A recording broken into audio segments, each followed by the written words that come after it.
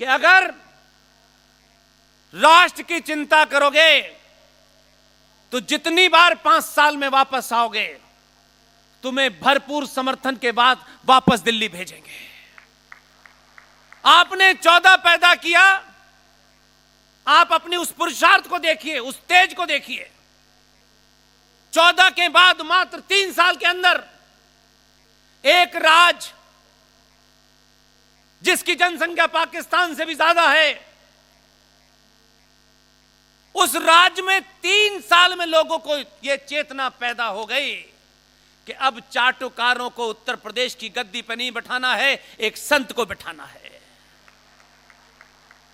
और वो संत ऐसा संत है कि सरकारी ऑर्डर आने के बाद, पढ़ने के बाद इसलिए निपटा देता है कि वो जो कपड़े पहनता है उसमें जेब ही नहीं है, वो वहीं निपटा देता है। ये परंपरा आपने डाली है और आसाम में एक को खड़ा कर दिया है।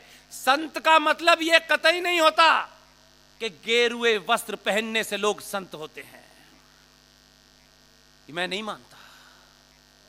संत किसी भी कपड़ों में आ सकता है, उसकी आत्मा की तरफ देखिए, कपड़ों पे मत देखिए। इसलिए पूरे भारत में मेरी यह कोशिश है, हमारी टीम की यह कोशिश है कि सत्ताओं के बीच में जब द्वंद्व हो, सत्ताओं के बीच में जब दौड़ हो, तो दौड़ इस बात पे हो कि सत्ता में आने के बाद पहले सनातन का काम कौन करेगा, ऐसे ही सत्ता का मुकाबला हो। इसको जारी रखे।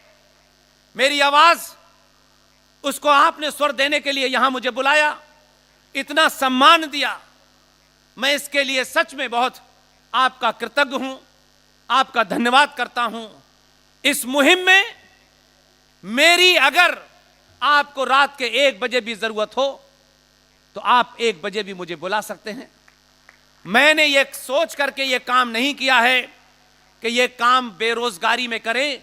नौकरी छोड़ के आया था, कन्विक्शन के साथ शुरू किया है, और एक ही कन्विक्शन है कि आजाद भारत का संविधान अगर 1976 में रात के अंधेरे में नेताओं को जेल में डाल करके सेकुलर बना दिया गया था, तो मेरा सवाल है कि अगर भारत का संविधान सेकुलर है लिखित में, तो फिर इस सेकुलर संविधान में माइनॉरिटी कमीशन क्यों है, माइनॉरिटी मिनिस्ट्री क्यों है, सच्चर कमीशन क्यों है, प्लेसेस ऑफ वर्शिप एक्ट क्यों है, फिर वक्फ कमीशन क्यों है? अगर यह सबको रखना है तो भारत को हिंदू राष्ट्र घोषित करना पड़ेगा।